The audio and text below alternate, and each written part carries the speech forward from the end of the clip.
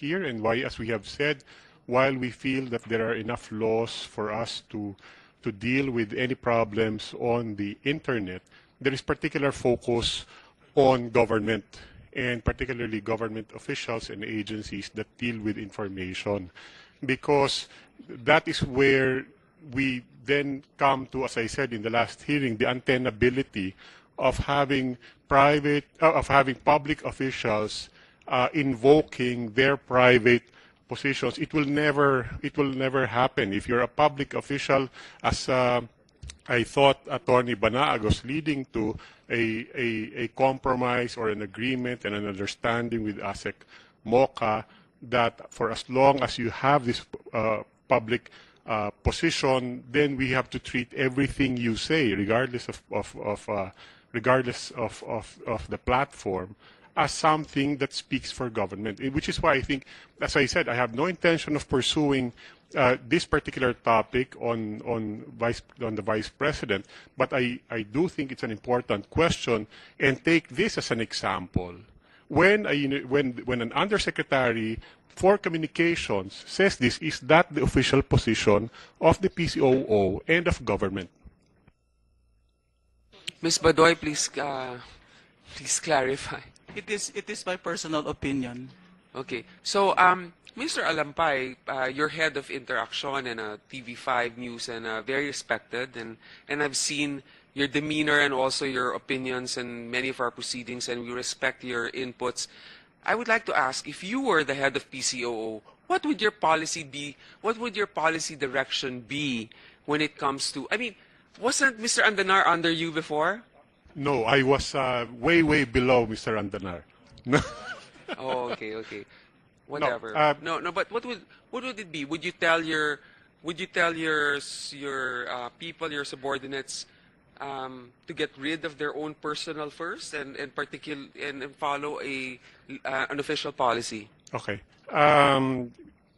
First, I say this not as interaction, but as invited, trying to imagine how would it be to be a public official. So it is in that context that I'm only trying to build a scenario. But I think the easiest way to deal with it is to basically tell anybody involved in official communications of government that there is no such thing as your private equity here. Anything you say will be attributed, and not just may, will be attributed not just to you and not just to your office, but to government. I was about to say that I thought that the ASEC Banaag's discussion of how they've talked to ASEC Mocha, ASEC Uson, that they will now tell her, or they have told her, that anything she says is now there will be no distinction. Everything will be public. I was about to say, oh, that's good enough for me. But as the discussion went on, I realized that no, it does not end it.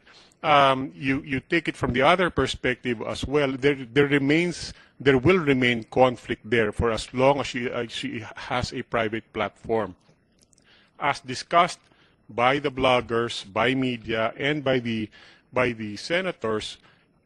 As long as you're writing, your followers and your readers are an asset.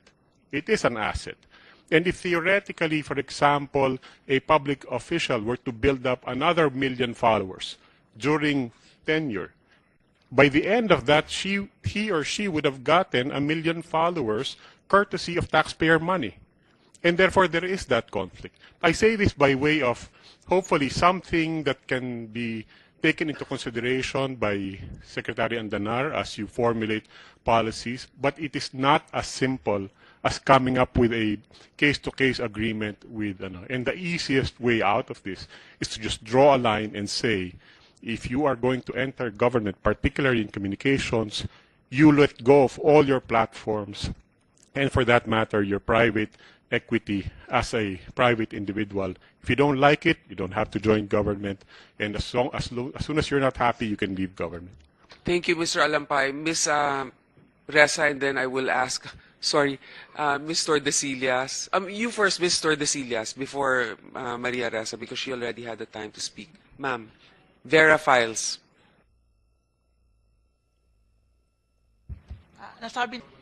So he was mentioned as one of those involved in the social media warriors group of this administration. Is that true, or are you familiar with him, Ms. Banaag?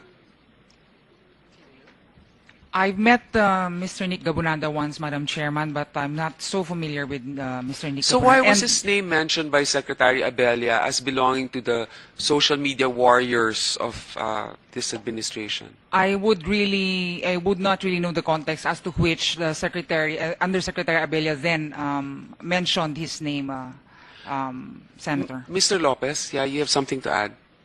Madam Chair, Mr. Gabunada is like Mr. Armand Nokum. He's a like a PR. Is he employed by this administration? Do you know? I'm not sure now, But do you see him when you have bloggers meetings? not now. Before? But during the campaign, he During was the active. campaign. So, Mr. Secretary Andanar, is he still under your employ? No, Madam Chair. I met Nick Gabonada after the president's oath taking, and he's not under our office. Okay. Senator Soto, Senator Binay, do you have anything else to add before we do Well, a just closing? one final question. What is our recourse, or what is the recourse of people if a website or a social media company or group do not want to take down their fake news? What is our recourse? Perhaps the NBI can answer this. Or maybe, wala ang Facebook kaya pinapatawag na natin for the next. Ms. Panelo, very quickly. Yes po. Kasi I'm Where are from you the again? NUJP po, National Union of Journalists of the Philippines. Okay, ma'am. Yes. I'm picking from the report of the NBI na pwede pala po silang mag-track down ng mga websites. Kasi meron po kaming app, yung Fake Block, na inintroduce namin actually in March this year, na nag-flag down siya ng Facebook fake block. block. So Okay. it blocks mga fake websites. And dun sa site na yon, pwede pong mag-report yung citizens na nakakita ng fake websites, na i-report nila doon, tapos bine-verify namin. Ang nakita namin na commonality kasi, dun sa mga inire-report is wala siyang about us. Walang about us. So, ibig sabihin, walang accountability. Yung hundreds of fake websites na all over the Boss, internet. magandang private initiative to ha. Pero pag nireport sa inyo, what's the recourse in the law? Do you submit it now? Yun nga po, inaayos pa po kasi namin yung database kasi sobrang dami din. Ang dami nagre-report. Tapos kailangan din namin talagang At i-verify. hindi lang lahat politika to, di ba? Iba-iba. Yes, May yes. private. Merong mga health, yung mga Oo. about ang importante mga business, rin, yung sa health, ganyan. So, sobrang dami po nung sites and we're verifying all the sites we have. Parang marami na nag-report sa around 500. So, inaayos pa namin siya. We will, You know, we I just think you want to should put it on collaborate record with na you can help the NBI. The Yes. NBI is open. Let's seek an And- appointment. Yeah. para makita din sino ba talaga yung if they can track down, sino talaga yung gumagawa ng mga fake websites na ito na nagpo-proliferate. So, for example, yung ayaw i-take down ni Miss Lauro yung maling balita, pwedeng i-report sa inyo. The blog insists that we refuse to sign it. Ang pwede And she pong does not want to take it down. So, can we report ano to po you? niya yan? It's her site, so depende po yun sa kanya kung So, wala i-take kayo, down hindi niya kayo po. wala kayong magagawa. Ang inaano po namin, yung mga sites ay vine-verify namin kung fake website siya or hindi. Yan po. And then, therefore, so the answer to my query is not, they can't do anything? Mr. Senator, Shall we if I go- may. Yeah. Mr. Alampay, go ahead. Kasi, Ako po, sa tingin ko po napakahalaga po nung tanong ni Senator Soto. And I'll try to answer also para sa mga nakikinig. Marami pong nanonood at alam ko naman po na dahil napakalihiti mo nung tanong na yun, pagka naagrabyado ako, anong pwede kong gawin. Hindi lang po nangyayari sa mga opisyal yan, nangyayari yan sa pangkaraniwang tao. Pag minsan nag-aaway lang, nagsisiraan na sa Facebook and so on. Babalikan ko lang po yung sinabi kanina ni Senator Pacquiao because I think he had the right instinct. Gaya lang ng sabi niya, inawat niya lang yung sarili niya. Pero nung sinabi niya nga, nung merong pinost si Yusek Badoy na hindi niya nagustuhan, sabi niya, alam mo, sa totoo lang, nag-isip na akong maghabla. Pero dahil Kristiyano ako, inisip ko na lang na wag. Pero yung option to take legal action is there. And as we said from the very start, we believe that all the laws are in place. There is more than enough to protect our reputations and to protect our integrity and our privacies as necessary. And yun po sa tingin ko ang paulit-ulit nating sinasabi na mahalaga na masabi dito at maintindihan ng taong bayan. Sa dinami-dami ng problema natin sa Facebook, alam natin makabago to. Pero yung mga solusyon, actually matagal na dyan. Kailangan lang alamin natin yung karapatan natin, paglaban natin, and ultimately, I do believe that the recourse is in the, I think what we're saying is, the recourse is in the courts, but not in the legislature. Bring it to court. If you feel you've been libeled, if you feel you've been defamed, if you feel you have been slandered, then by all means, take it to court. And then let the court decide. As much as possible, Madam Chair. Well, of course, that is the last recourse, no? But I was thinking, medyo baka magkaroon ng mas magandang approach. And just to remind everybody why, most of our press people or journalists do not realize perhaps that the reason they have the press freedom law is because of my grandfather. Kaya malapit sa loob ko yung journalism. Kaya ang tutusin, ayoko talaga kayong awayin eh. Gusto ko nga kayong tulungan. As a matter of fact, I've already filed a new bill that will expand to them. Pinasa na nga and Senator Grace po, the new Soto the Third law. Imbis na yung Soto law na ulit because sinama na yung broadcast. Sinama na kayo mga social media. Kaya sinasabi na dito, baka ako makahanap ng ibang recourse. Remember, the Press Freedom Law was Republic Act 53, 1946. Ganun katindi yun. Kaya malapit sa kalooban ko itong issue na to. Kaya dapat yan, siguro we should try to police ourselves. Medyo gumamit naman tayo ng konting konsyensya or gumamit ng konting delikadesa. Basta nakakasira ka ng kapwa, alamin mo muna kung tama yung sinasabi mo o hindi. Baka hindi eh. Dahil kung totoo, okay lang. Okay lang siraan mo. Pero kung hindi totoo, aba, teka, wag naman. Dahil haharapin mo yan pag nandun ka na sa kabilang mundo. Thank you. Thank you for putting it simply but quite clearly, Senator Soto and Mr. Alampay also for your... I'd like to acknowledge the presence of our Senate President, Senator Pimentel. Do you have any questions before I do my closing, sir? I'm not here to attend the hearing. He's here to remind you to wrap it up. So let me wrap it up. Madam Chair, Yes. before we close, pwede ho ba sa next hearing, can we invite somebody from the ICT? Because I think very important itong ginagawa nilang draft for government officials when it comes to social media use. I think that's a good suggestion and we will certainly extend them an invitation. So, mga kasama, maraming salamat po sa inyong pagiging kalahok natin ngayong hapon. Noon ang mga chismoso at chismosa lang ang nagkakalat ng mga balita. Buti pa yon, napapagod at hindi ganon karami ang kapitbahay na pwedeng pagchismisan. Ngayon, daig ng fake news o ng mga balita ang naturang mga nagkakalat ng balita noon dahil isang click lang ay milyon-milyon na ang maaaring makaalam. The weaponization of social media certainly is a new development that the framers of our Constitution, even the most recent one in 1987, could not have foreseen. Parang hindi na tamang tawagin natin ang problema na ito na fake news. It is misinformation, it is disinformation, it is disrespect, perhaps. To misinform is to inadvertently share false information. To disinform is to deliberately create and share information known to be false. That is what experts termed as misinformation and the disinformation of our ecosystem. Bloggers, although they have a right to criticize, do not have the right to misinform. Opinions passed off as news are as deadly as lies. Lalo na kung public official pa.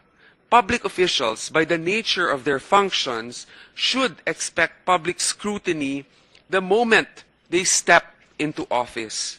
Pwede nating kapalan ang ating mga balat pero hindi natin pwedeng gawin ang ating konsensya na ganon. Mismo sa RA 6713, sinasabi na to engage in the private practice of a profession unless authorized by the Constitution or law, provided that that practice will not conflict or tend to conflict with their official functions. Public office is a public trust. Dapat naman talaga napupuna ng mga mamamayan kaming mga naninilbihan. Bawal ang balat sibuyas sa serbisyo publiko at lalo nang bawal ang sinungaling. Hindi dapat tayo ang promotor ng misinformation at disinformation. Tayo dapat ang nangunguna sa pakikipaglaban dito. Ganun pa man, gusto man nating burahin ang lahat ng misinformation or disinformation, we should be very careful in trying to regulate or criminalize any speech. With fake news threatening our daily realities, I believe that legislative solutions exist. Isang mainam na solusyon ang edukasyon at patuloy na kampanya para sa tamang partisipasyon sa cyberspace. Media literacy is the best long-term solution, but it should not just be the government. We are grateful for all private entities, particularly those coming from the media that teach netizens how to distinguish real from false information. Titignan rin natin kung anong accountability ng mga kapangyarihan na pigilin ang fake news from the source, such as social media sites. Maybe we can ask from them more transparency in their procedure for takedown because ultimately it's their platform that dictates what to show or hide on our feeds. It's also time that we encourage people to use the existing laws and institutions like the NBI Cybercrime Division already in place. With technology, we can fight back abuses in technology. On this note, upon motion of Senator Pacquiao, we will issue subpoenas to Facebook, Google, and Mr. Kokoy Dayao. Also from the suggestion of some of our resource persons, we will invite for our next hearing the two telecommunications providers, Globe and Smart, and upon the recommendation of Senator Nancy, we will invite the DICT. We need to look into setting parameters for official government platforms so that these can't be used as tools of hateful propaganda and misinformation. Guilty, both sides. Nakita natin, where our heart is closest to, we tend to defend it. That's human nature, human emotion, but I guess we just need to remind ourselves to be more respectful. On the policy front, we continue to rely on online discourse to help us gauge public sentiment. As chairperson of the Committee on Public Information and Mass Media, I give my assurance that freedom of expression and the press will never be restrained in my committee. And I know that this body respects that as well with my colleagues. This is exactly why the issue of misinformation and disinformation is particularly crippling for us. As you know, the majority leader has mentioned that it is through his grandfather's law, and which we amended to be suitable to the times, that's why journalists, bloggers, and are now protected under the SHIELD law. At the end of the day, even if we hold different views, we should have a common standard here of decency, kindness, fairness, justice that should withstand any administration. On this front, the government should take the lead. We would like to extend our gratitude again to you. Unfortunately, I can't adjourn this hearing, even if I wanted to. It is now suspended. Thank you.